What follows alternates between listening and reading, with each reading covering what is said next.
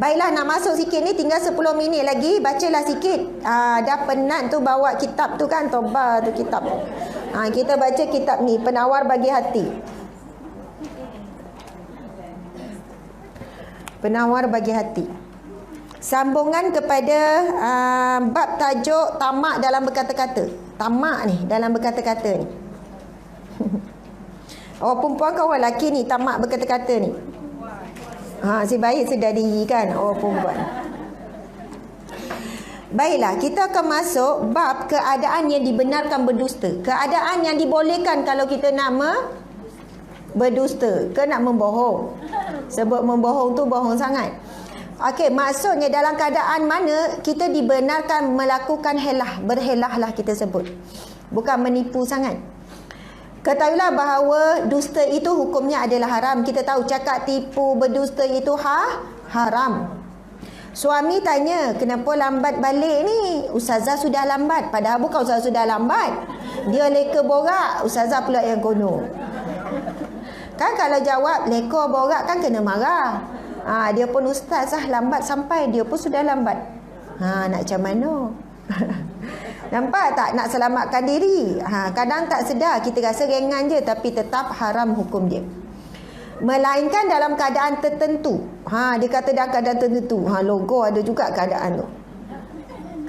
Seperti berdusta dalam peperangan, supaya tak terlepas maklumat-maklumat rahsia-rahsia. Betul kan? Dalam urusan mendamaikan antara dua belah pihak. Kita jadi orang tengah. Nak mendamaikan orang bergaduh. Kalau kita bercakap sesuatu macam reka sikit, itu tak dikira menipu. Itu memang ada disebut dalam satu hadis Nabi SAW. Nanti kita akan jumpa hadis tu. Yang mana Nabi sebut, tidak dikatakan menipu bagi orang yang nak menghubungkan silaturahim. Contohlah kan, contoh. Bergaduhlah abang kita dengan adik. Abang dengan kakak lakukan kita adik. Kakak pun tak ada nak baik, abang pun tak ada nak baik. Dua-dua keras ni. Lepas tu kita jumpa abang. Bang, kakak tu dia rasa bersalah dengan abang sebenarnya. Dia nak minta maaf tapi dia takut. Padahal kakak tak ada rasa bersalah pun.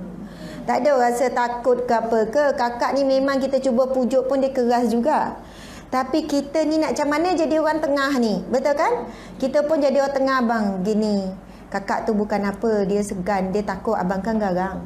Bila pula saya garang? Tu garang tu. Kan? Gitulah. Jumpa kakak pula, cakap macam tu pula. Abang tu nak berbaik dengan kakak. Tapi dia segan. Contoh, dia tahu dia silap. Contohlah kan. Padahal dia tak ada tu. Pernah tak kita buat macam tu? Jadi orang tengah, betul kan? Maksudnya, janganlah orang kata menipu sangat. Jobo tu maksud apa? Tak apalah kan salah maksud pula. Salah makhraj kan? Pelik pula sebetulnya ni. Yalah bahasa negari kan. Saya pun tak reti kan. Poyo. Janganlah melebih sangat. Bang, kakak tu rasa bersalah menangi-nangi hari-hari. Tu kan menipu sangat. Jadi, nak katanya dalam niat kita nak menghubungkan silaturahim, kadang-kadang kita terpaksa melakukan sedikit helah. Supaya dua-dua berlembut hati. Betul kan? Kadang orang ni dia rasa orang tu tak suka dia. Orang tu tak suka dia. Hamba Allah tu tak suka dia. Macam tak senyum ke, muka masam ke. Ni Pak Wu siapa yang datang ni? Cuba tengok jap. Pak Wu siapa ni? Mungkin cari orang rumah dia. Tak ada. Okey, tak apa cik.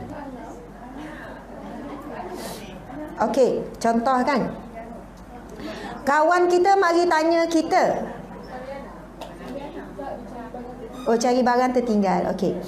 Contoh kawan kita tanya, jiran kita tanya kita. Tanya perihal jiran tu. Dia ada cerita apa-apa tak pasal saya? Saya rasa macam tak sedap hati lah. Muka dia macam masam muka je. Nak jadi jujur ke nak jadi apa ni? Kalau jadi jujur lah, kita kata jujur, saya tak pandai menipu-nipu ni. Saya jujur orangnya. Macam tu kan. Saya akan ceritalah apa yang dia cakap pasal awak. Itu bukan jujur, itu bukan amanah tabligh ke, menyampaikan ke, itu adalah pengadu domba. Berhati-hati takut jadi pengadu domba. Dia pun ceritalah semua orang ni daripada rasa tak sedar hati syak-syak je. Oh betul lah. Sepatutnya kita bila jadi orang tengah nak damaikan orang ni, tak ada apa, gelak tu yolah tu kan. Tak berhenti-henti gelak tu. Muhasabah bersama kan kadang-kadang kita kan. Masa tu kita sepatutnya berhela. Tak adalah, dia tak ada cakap lah apa-apa. Yo kok. Yo. Hari tu adalah dia puji, kata, kita cakap kan nak bagi sedar hati. Tak adalah, tak ada. Padahal ada ni, tahan je ni.